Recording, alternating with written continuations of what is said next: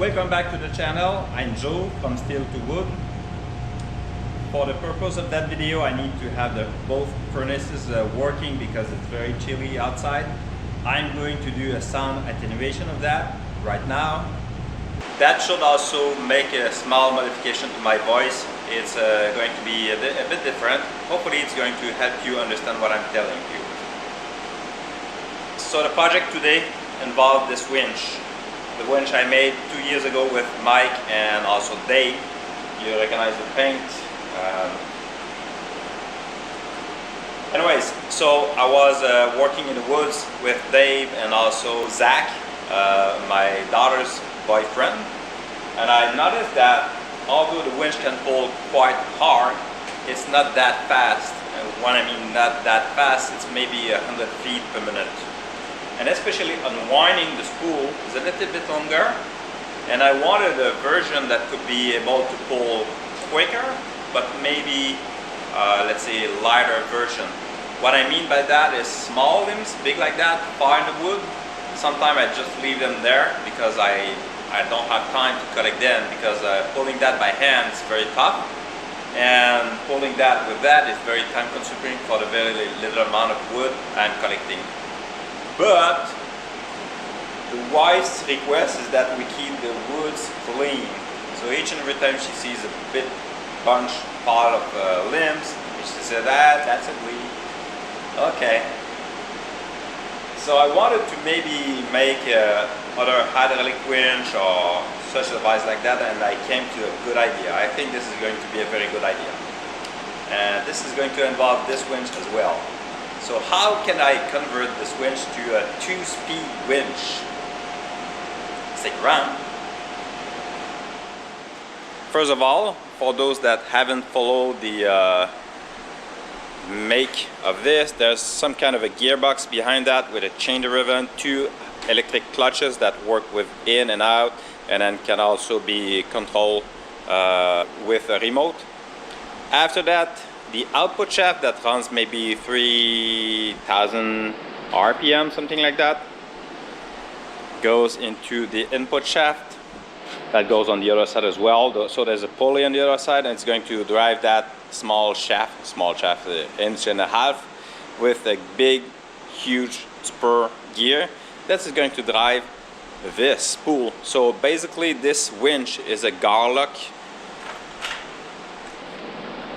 No, a garwood. It's capable of 30,000 pounds. We all understand that this machine and this is going to go in the ditch before this one is going to be maxed out. But there's a huge wide spool. It's almost, I would say, so 18 inches wide. Diameter for that is roughly 14 inches in diameter, the side of it. And as you can see, I use a little amount of it. So on this side, this is the very first winding of the spool. On the other side is a second row, and I'm working only second row and third row here. So I could, and this cable is 250 feet. Anyways,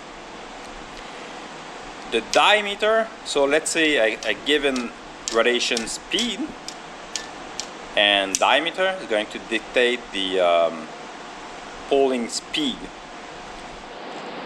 So I have a very wide spool that does not serve me well. Let's say it doesn't make any good for me. But when I made that winch, I wanted this. So this one is pretty much the same replica that this one.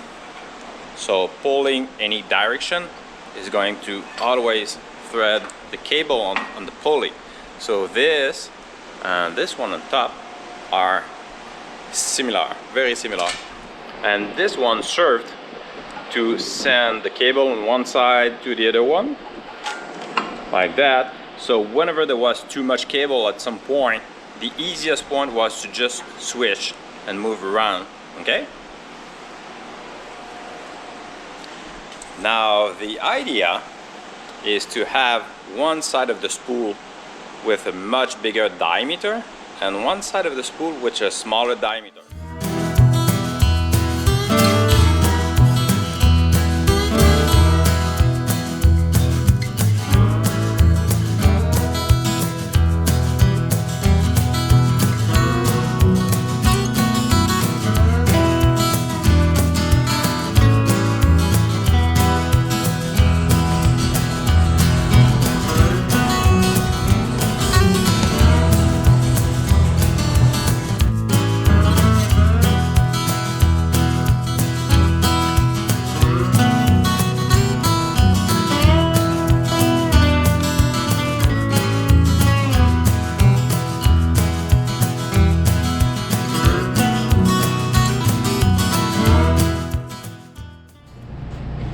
Well, I'm back.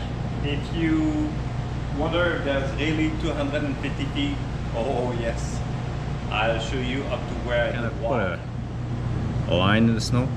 I went up to almost my woodshed there. I was maybe 50 feet away from it, just past this pine here on the driveway. Yep, it is 250 feet.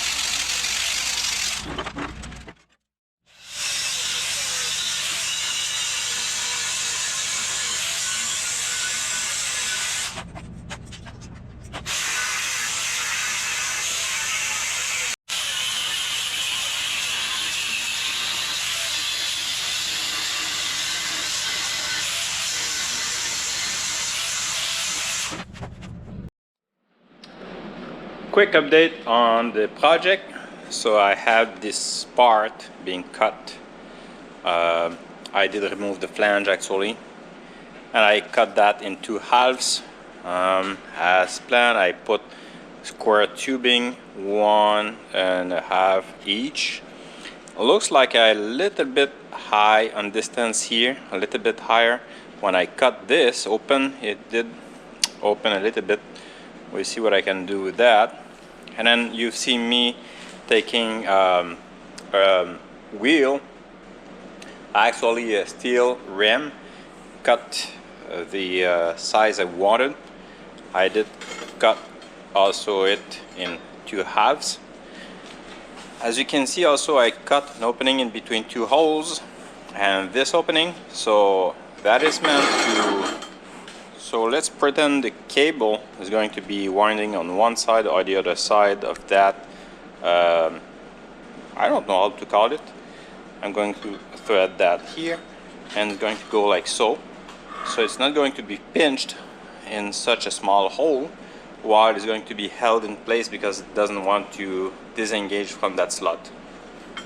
It needs to be perfectly straight.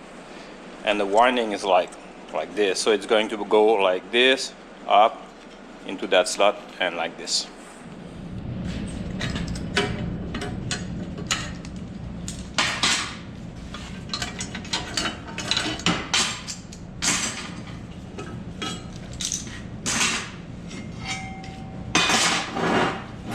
Okay, it's nice.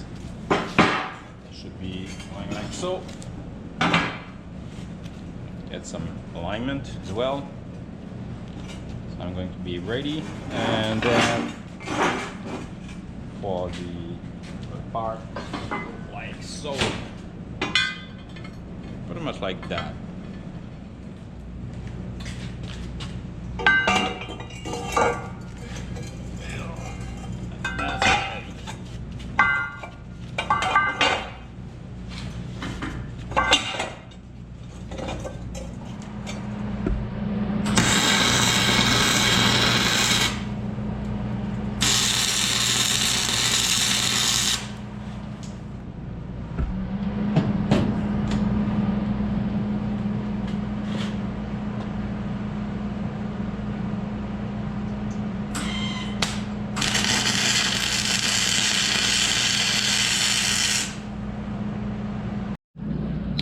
Okay, that's only tack welded, so this spool shall be almost free. It's not free, but it could be moving.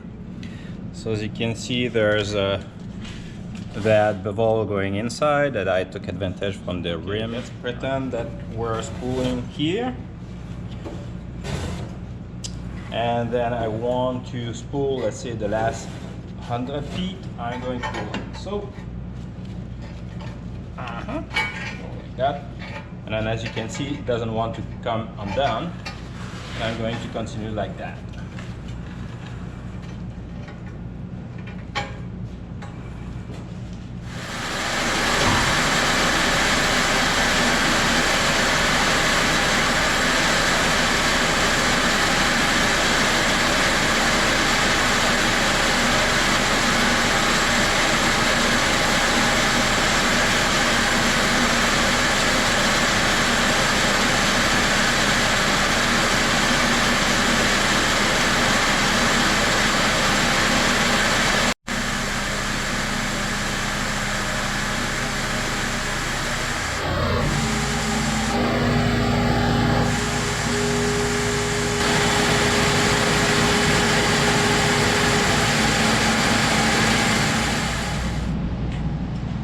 Oh, looks like I was able to spool 250 feet on this side. That's funny. But it's getting maxed out quite. Okay, I was supposed to do a video today, but I had a little bit of a problem at some point. I can show you the final result. I finished welded this, and then I tested it today, and it went very well.